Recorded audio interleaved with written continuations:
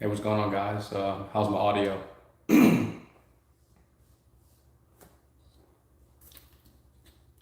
going on, Anthony?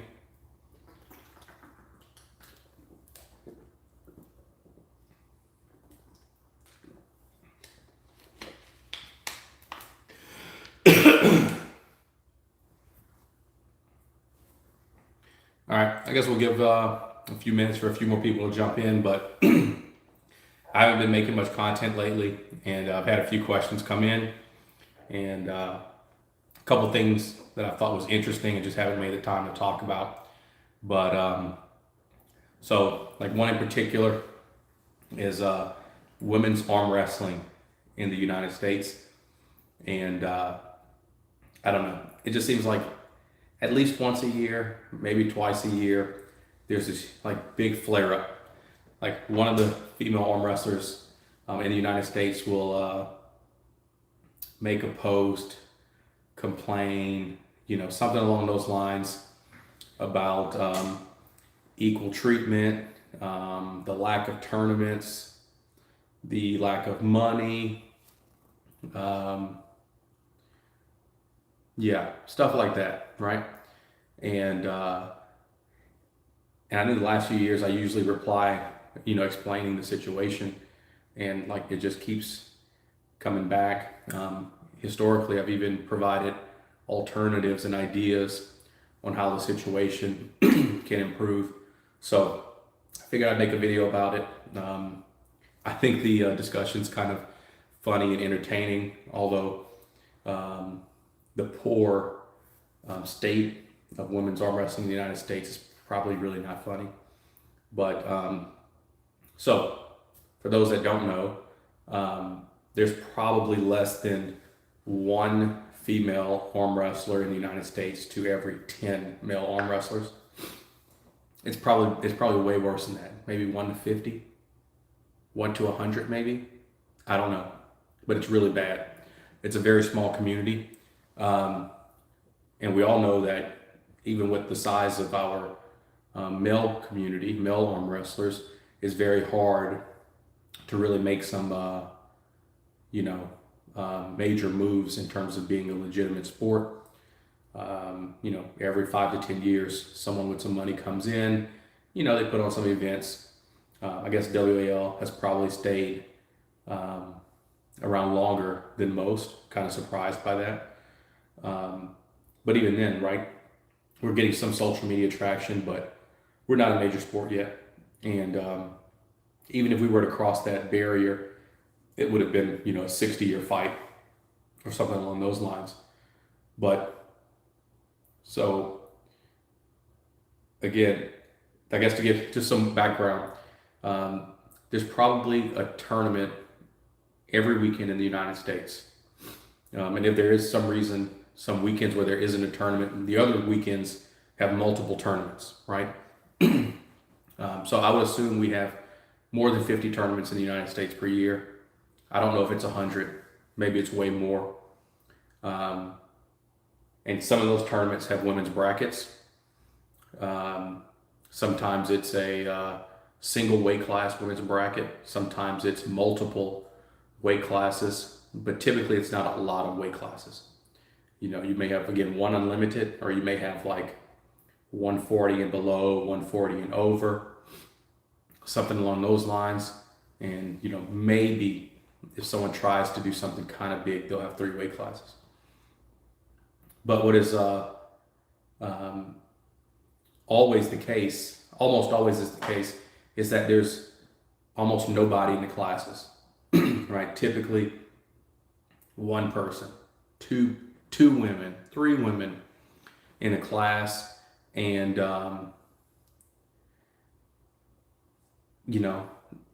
it's not interesting. You might have one person who is an actual arm wrestler.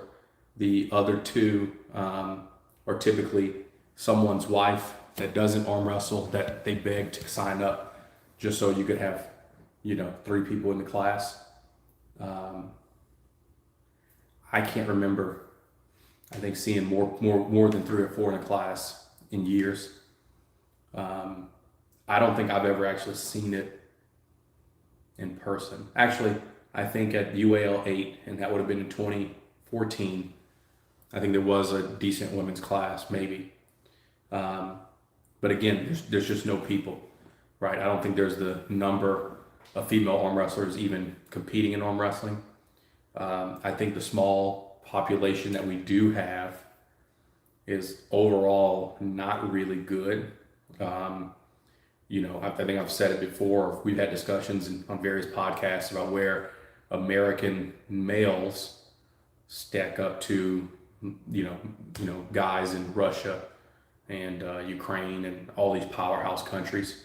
Of course, our super heavyweights compete very well, but our lighter guys, not necessarily. Lighter would include someone like me, 220 and below. And you have outliers. But, I mean, we debate, American males versus some of the rest of the world. The gap, I think, on the women's side is way larger. And, is that because the talent pool or the few that compete don't have the genetics to do it? Or is it because they simply don't take it serious? No, I'd probably lean towards more of it not being serious, and maybe it's not their fault, right? If you don't have anyone to train with, something along those lines, that could probably hurt you. But again, I hear the complaints that they want it bigger, they want more money, they want more attention, but every time there's a tournament, there's 2 and 3 people in the class. And again, like I told you, some of those aren't even arm wrestlers. Those are just women who just so happen to be in the building. I remember specifically in 2016, there's a local guy in Bakersfield. I was living there at the time. He threw an arm wrestling tournament, and he had $1,000 for first place, I think in every weight class, including women. And I think it may have been a single women's class, but I could be wrong. I don't know, I could be wrong. But he paid $1,000 to the women, or he offered up $1,000 to the women. We do the tournament. Everyone gets paid. I think Valerie Beach won the women's class. And then Valerie threw a massive fit, I think in public. And I should have mentioned her name. It really doesn't matter. Towards Glenn, who's a saint if you don't know him. And her issue was that she didn't get paid $1,000. And Glenn's kind of comment was that the flyer said there had to be at least 4 people in the class, or something like this. It wasn't a huge number. Typically, I think if I was paying $1,000, I'd want at least 10 in every class. So when they ask for more money, but you have events like this and less than 4 people show up, and if I told you that I think the U.S. population is probably not that serious of female arm wrestlers, I know there's got to be 3, 4, 5 serious arm wrestlers, female arm wrestlers in the United States. So I think there's been times where there has been money offered, and I think the turnout just wasn't there. And when promoters get burned enough times, they adjust. I mean, most of these promoters, these aren't charities. They're businesses, right? And so the $1,000 one is like the big one that sticks in my mind. But there's stuff all the time where a promoter made awards, right? And I don't know what awards cost. Maybe the awards were $50, maybe they were $100. But you do that enough times and no one shows up, or 2 people show up, eventually you're just gonna stop doing it. So let me look at some comments, see what you guys are saying.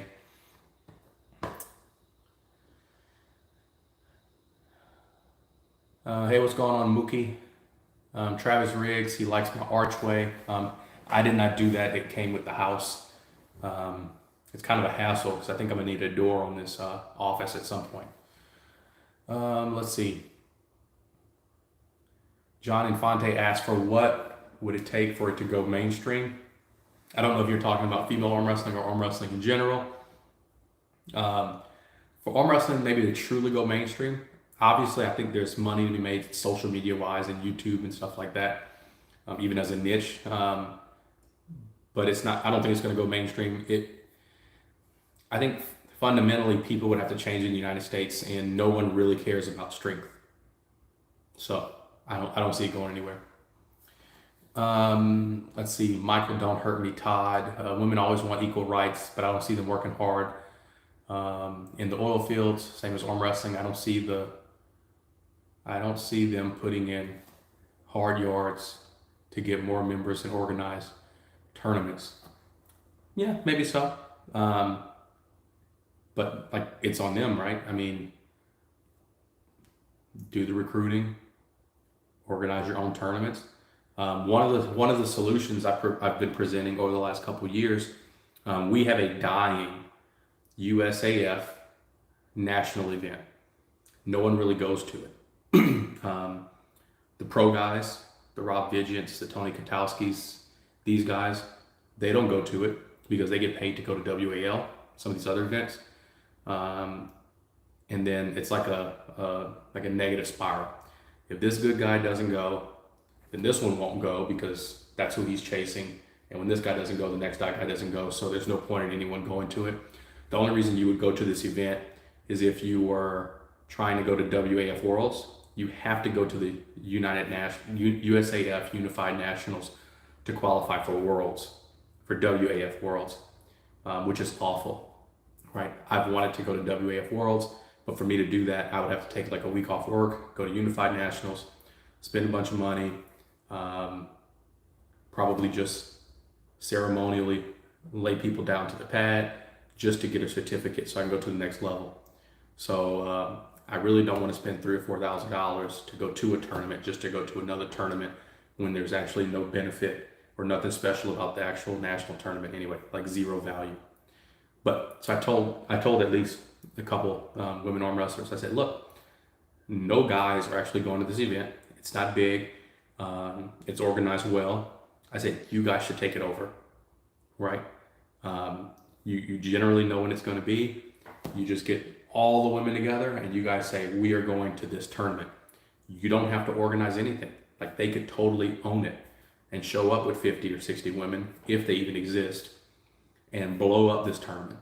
You don't have to organize anything. You don't have to do anything. It's already there, and you show up with your film crew, right?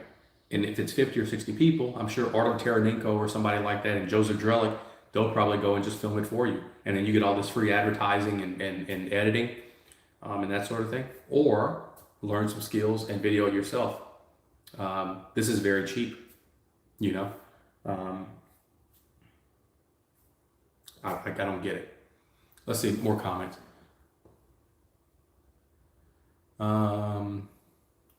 Muhammad says, hello, handsome. Not going there. Steve Sta, again, I still don't know how to read your name.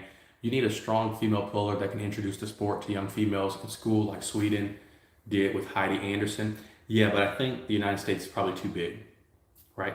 If the United States was, let's say, Louisiana, and that's as big as the country was, sure, one person could kind of, reach out and sort of influence the state or that country that would be state sized, but the United States is too huge.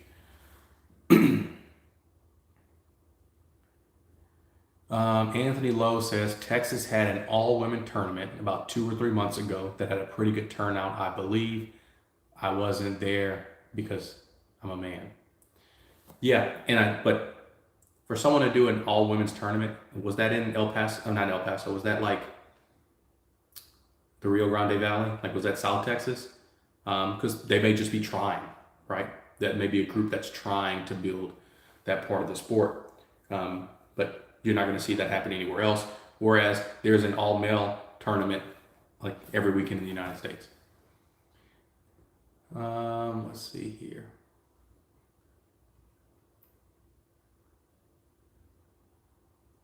Hello, Mystery Russian.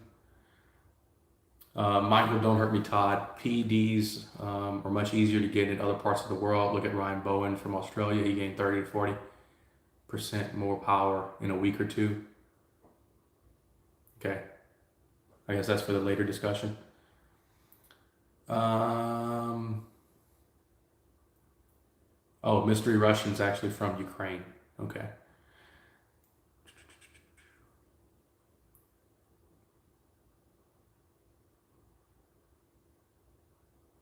Okay, Anthony Lowe, I think all ladies TAL tournament had 25 to 30 ladies, had amateur and pro classes, right and left-handed.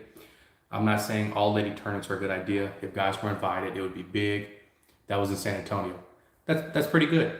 Again, I don't think I've seen it since 2014, 2015 or something like that. So,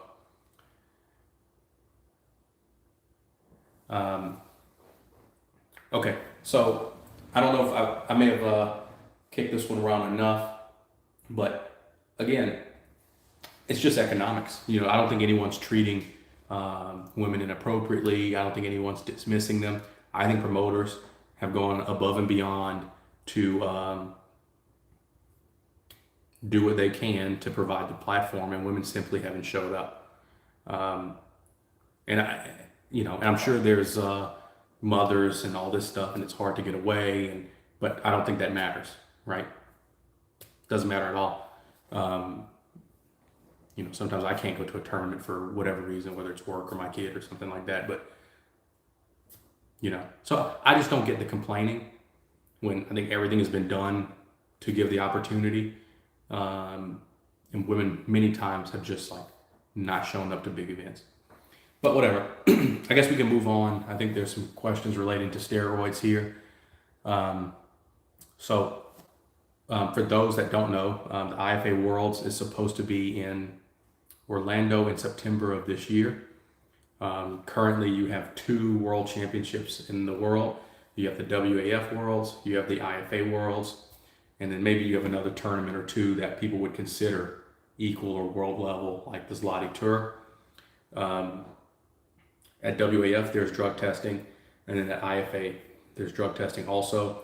IFA sort of was created, I think, in 2019 due to political drama associated with how WAF operates. I don't know all the details associated with it. I do know there's some conspiracy or ideas that WAF fabricates some of the testing or doesn't report all the negative tests and or protects certain individuals. IFA supposedly is not going to do that, right? And I competed at the IFA Worlds in 2019, and I was subjected to drug testing, and I was curious as to how or why I was tested. And WAF Worlds, I think, does random testing. I think you pull straws or something like this from the top 3. IFA Worlds, it's not random, and I think it's not random like pulling a straw, and I don't think it's just limited to top 3. I think they can test whoever they want, and I'm pretty sure it was told to me that at least part of it is based on suspicion, right? So if you seem like you're on drugs, you may get tested. And I remember when I went, to the back to do the testing, I looked at the other 2 guys, and I was kind of like, yeah, they're probably on something. I still don't understand. The only suspicious thing about me was that I was kind of like a human lightning bolt at this tournament, and I was raging all over the place. Other than that, my low muscle mass and high body fat percentage doesn't typically qualify someone as being obviously on steroids. However, there are plenty of fat and out of shape people that are on steroids. And of course, I tested clean. At least one of the other guys in the room with me did test positive, and it was reported. So I think they're pretty serious about drug testing. And the funny thing to me is I see people on Facebook saying that they're going to the IFA Worlds, and they're obviously on steroids. So that's kind of interesting. I think this is potentially going to be the funniest thing ever in arm wrestling. Really entertaining for me potentially, and I really hope people get caught. And I'm sure it's going to be people that I like, maybe even people I'm friends with. Of course, you don't really wish bad things on your friends, but if you go to a drug tested event, like just redlined, you probably deserve it. Let's see here. Muhammad says, as long as the sport grows for men, it'll grow for women as well. Women end up doing what men do at one point. maybe, but I mean, I think Muhammad, what you're saying is true, at high level, right? So the world level guys grow, and then you have these high end women's arm wrestlers that are really serious. Yeah, they'll grow up too, but at the U.S. level, like we're really talking about like a amateur league, right? I'm not saying there aren't a couple out there that are world level, but it's like an amateur league asking to be treated like pros. CEO of Haribo says he wants Sarah to step on him and break his bones. Okay. Adam Hasty says it will be funny when those who pretend not to be on PEDs, I guess, get caught at the IFA Worlds. Yeah. I don't know. I don't know. Do we really have a problem with that in the United States? I think there are people that are obviously on steroids that will not answer the question. I don't know if they tell you that they're not on steroids, right? So whatever kind of like shadow language they use, it's really an admission. They just don't want to say that they use something that's illegal, like in the criminal sense. I know some people say they're on testosterone replacement therapy when it's obvious that they're on trenbolone and halotestin. I hope they don't think we're that stupid, but it could just be that they want to say yes, but they don't want to say yes. So there's like some sort of, in a way, that maybe some honor there.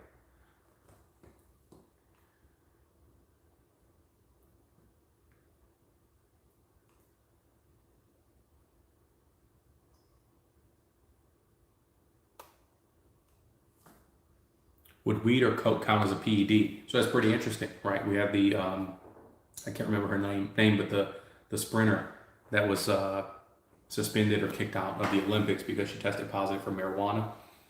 Arm wrestling falls under the WADA, and that's the same organization that polices the Olympics and most other sports.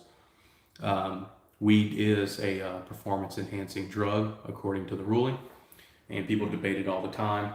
I think it is a performance-enhancing drug.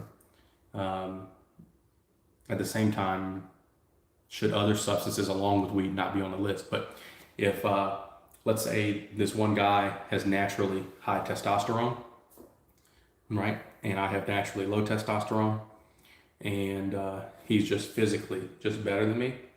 But mentally, this guy has an anxiety problem, right? And naturally, I'm a brick house, right? So I have the advantage there. But this guy chooses to smoke weed to calm him down, relax himself, blah, blah, blah. And then he gets to take away the mental advantage that I have. And then he gets to use his natural physical advantages to destroy me. In that sense, I would say it's a performance-enhancing drug and probably not fair. At the same time, what if this guy doesn't smoke weed, but the other guy's willing to use, harsh pharmaceuticals or something like this? That doesn't sound good either. I'd much rather someone smoke weed or consume marijuana or THC or whatever, so they wouldn't be on some of these pharmaceuticals. But I think it's a performance-enhancing drug, and then you go to other things like sport shooting and stuff like that, where you want to be calm and relax. I don't know if weed is the ultimate one, but yeah, I think it can be a performance enhancer. Anthony Lowe, ephedrine will fail you on the WADA test, if I remember correctly. Best to just not take supplements for the next few months. And that's kind of where I am. I'm like, man, should I take a testosterone booster? Like this over-the-counter shit, not the pro hormones, but one of these over-the-counter things that probably do nothing. But, I don't know about you guys, but you spend a few bucks, you take some pills. If you get that little 1%, like, man, I think I feel something, it helps mentally, right? But like Lo said, it's probably better just to not take anything. Adam Hasty says, just avoid the question. I think he's talking about the fake natties, maybe they just avoid it. And like most people, most steroid users really aren't that bad. They kind of want you to know. They want to tell you. No one wants to go online and say, I'm a criminal or I'm participating in criminal activities. But everyone has their way. So like one guy will say he doesn't bring a knife to a gunfight. One guy will say he's a libertarian, the government can't tell him what to do. One guy will say I'm a bodybuilder. There's all sorts of ways people tip you off. One guy will say he's eating fucking donuts all the time, right? Or I'm going all the way, right? These are all common tips.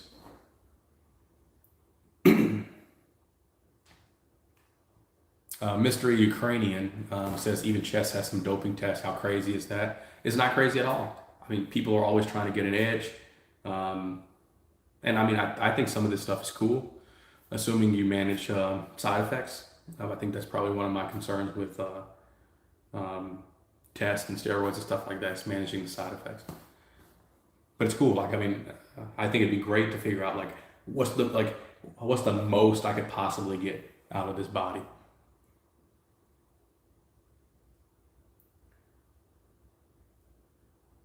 How much do I rest before competition? It's like forever changing. I think in the past I've trained like almost up to the day before competition. And of course, what that means changes too, right? Am I doing hundreds of sets the day before competition? No.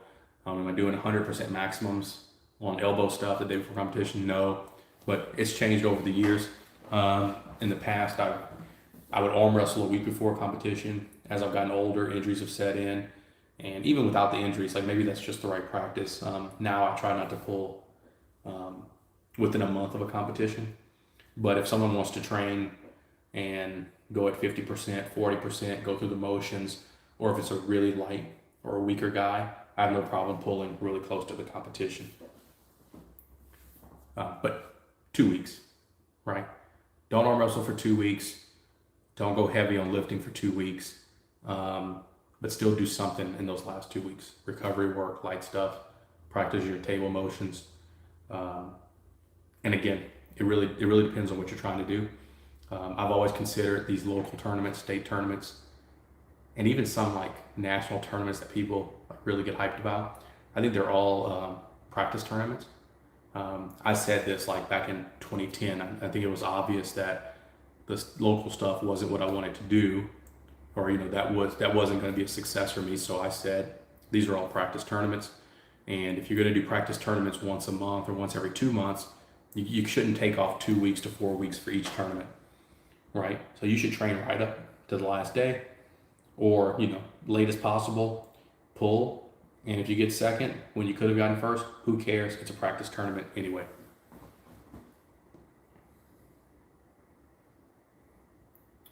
Oh, Anthony Lowe said beta blockers for shooters, gamers, and large band musicians. Yep, I've heard of the beta blockers.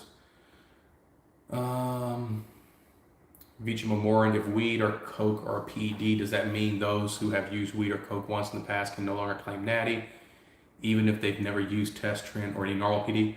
I don't know, because it's kind of like a different category. Like I wouldn't, like let's say I shouldn't name names, but let's say a long or even short time steroid user gets off the stuff, a year goes by and he claims natty. Like I wouldn't buy into that, because there's a lot of stuff that he retains long after, like the muscle cells and all this stuff like that. Is there a long-term benefit after quitting weed and coke? I don't know. Probably not, but I don't know. And if there isn't carried over benefit, then I would say, yeah, they still have natty status.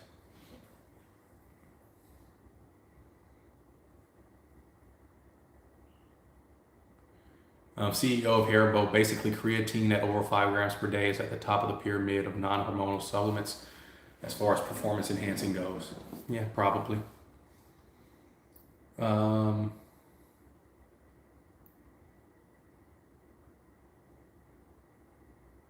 CEO of Haribo, you can't really test for coke.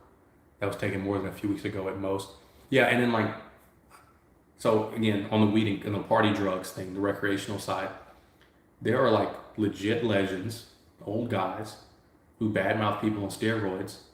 And in my head, I'm thinking, like, dude, you clearly were like using speed the whole time. Like, and it's obvious.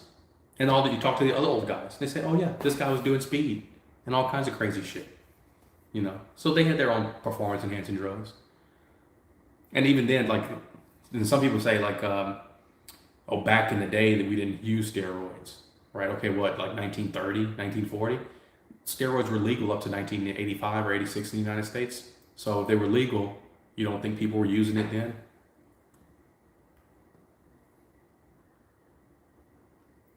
Steroids should be allowed. How is it different from food?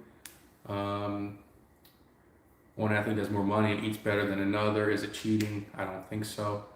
Yeah, but steroids are way more powerful than food. I mean, what's that like classic study? They gave the guy a little bit of testosterone, or the people, they sit on the sofa and they still gain most muscle. So like, yeah, sure, it's not gonna make you a world champion if you do nothing, but it literally makes you better even if you do nothing. Like literally gaining muscle and you're not doing any of the intense exercise to do it.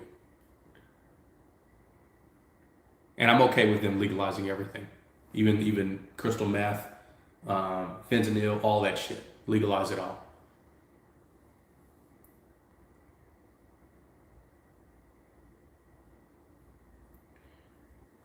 CEO of Haribo says, I would think arm wrestling goes the typical route in strength muscle sports with tested and untested events.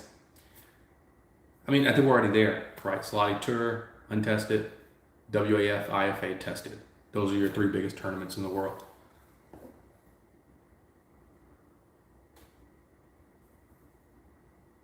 CEO, using steroids does have long-lasting benefits. Steroids test, you can glue in both of those.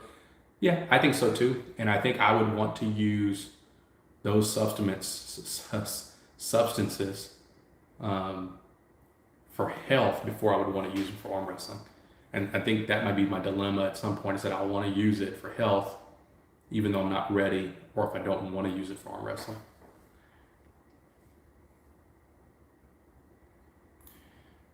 Adam, I think a 3 or 4 year ban is standard in road cycling for drug use. Yeah, and I think we're almost there as far as a standard in arm wrestling also. Again, I bet all these sports are aligning with WADA standards. Richard Lucky says natty. Yeah, not really. And the CEO, those studies are done on untrained individuals. Yeah, but that doesn't take away from anything. They're powerful substances. It doesn't, I was responding to the argument, whether good food versus dirty food and steroids versus non-steroids, are the equivalent, and it's not. You could take a guy with the perfect diet, and you take the same guy on a shit diet and steroids, and the guy on steroids and shit diet is going to destroy this guy with his perfect diet. So, no, I mean, I'm not buying any of that stuff.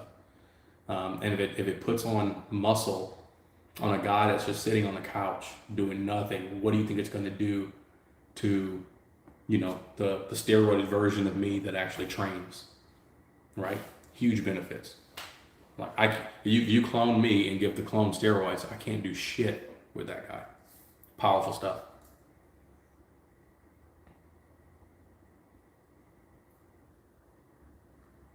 Okay, so maybe this is a short video. Comments are drying up. It would have been really interesting if there was like a woman in the chat that might have gotten a little fired up. Maybe had some arguments against what I was saying. But Steve Stoss says, there's individual how you respond to drugs. There are people that don't get any effect at all on some steroids. Of course. But just because some guys don't respond to it, that doesn't mean they don't work, right? And my question would be is also like, who doesn't respond to them? Is it common? Is it common for like elite athletes not to respond to them, or is it that you're not athletic and you don't respond to them, or is it just the same across the whole population? Like 10% of people don't respond regardless of ability, right? Or is it that you're so good and you don't respond to them? I'd imagine that like the better you are, the better they respond, or the more they do. I don't know, but that's what I would think. So like let's say unathletic people that don't have the androgen receptors or their systems don't work right from a hormone standpoint.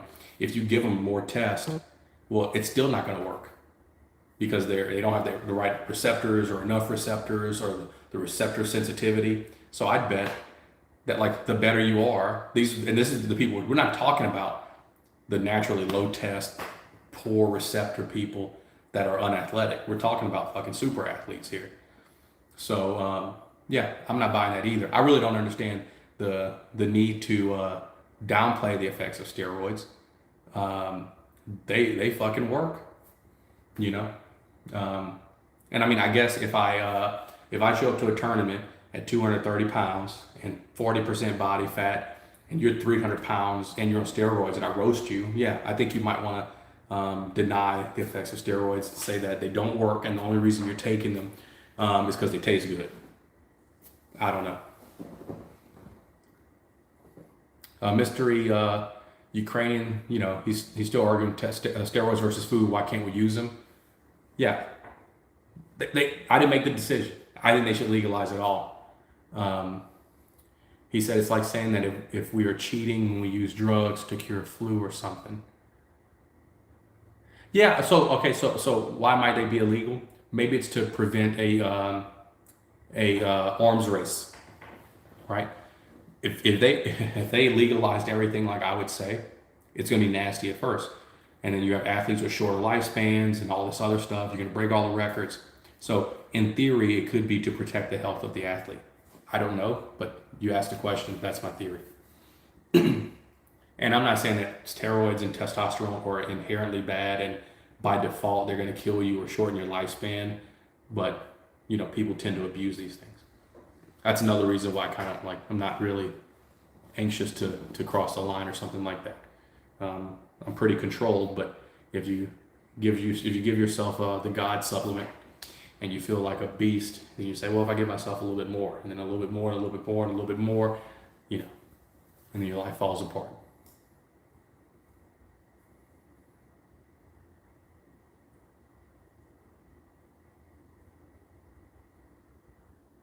D-Style, I'm not downplaying. I'm just saying if you took some and I took some, I could respond much more than you on the same drugs. Yeah, of course.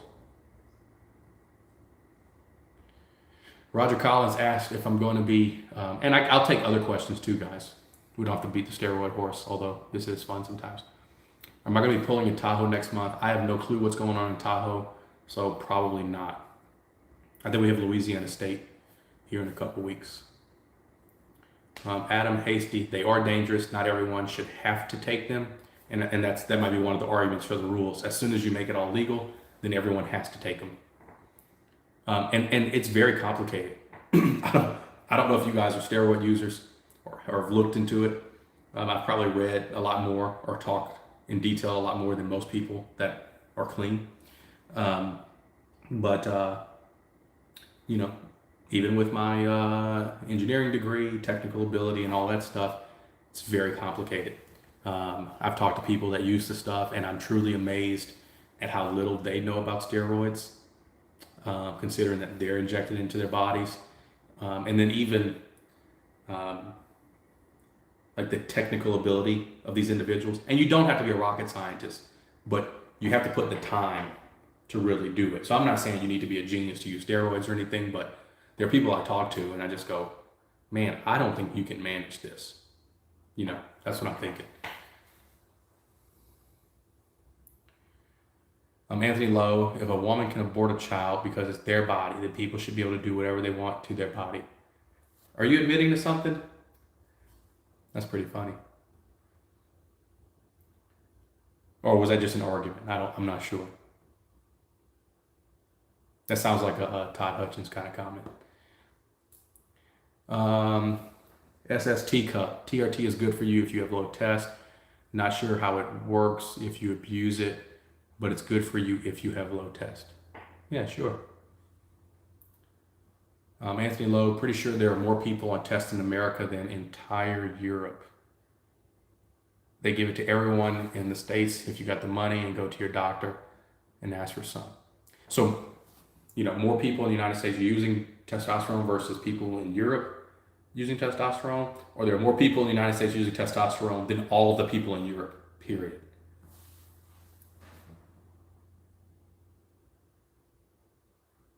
Okay, Anthony says he's not on gear. He's not admitting to anything with that statement, although he met all the criteria for an admission in that statement.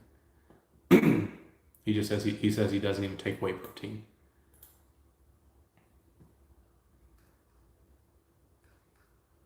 Cool deal, guys. So yeah, I'm excited. It's gonna suck if I go to IFA Worlds and lose to a steroid user and the guy doesn't get tested. You know, it's gonna be pretty funny. I did compete against Michael Todd at the Unified Nationals in 2015, and there was drug testing. I think it's the only nationals that had drug testing ever. And neither Michael or myself were tested.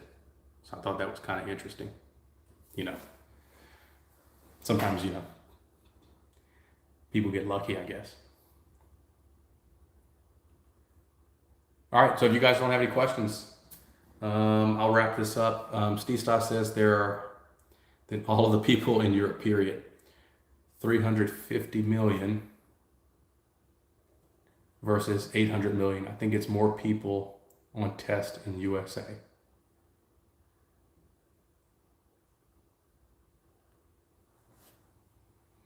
Mr. Ukrainian says, I've used steroids a couple of times, testosterone cypionate mostly. Felt really strong back then. Yeah, I bet you did. But very complicated. I mean, you know, and then like people do stuff wrong. And of course things get better. Like, okay, people say, well, I'm on testosterone replacement therapy and they take 500 milligrams a week of testosterone, even though I think 70 milligrams is all you need a week to be on TRT. That's all your body produces anyway. So people like overdo shit. They don't know how to come off the stuff and PCT correctly. They stay on too long. Yeah, it's just interesting. Okay, guys, that's it for today.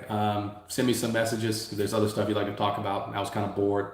My wife and kid are gone, so I'll catch you guys next time.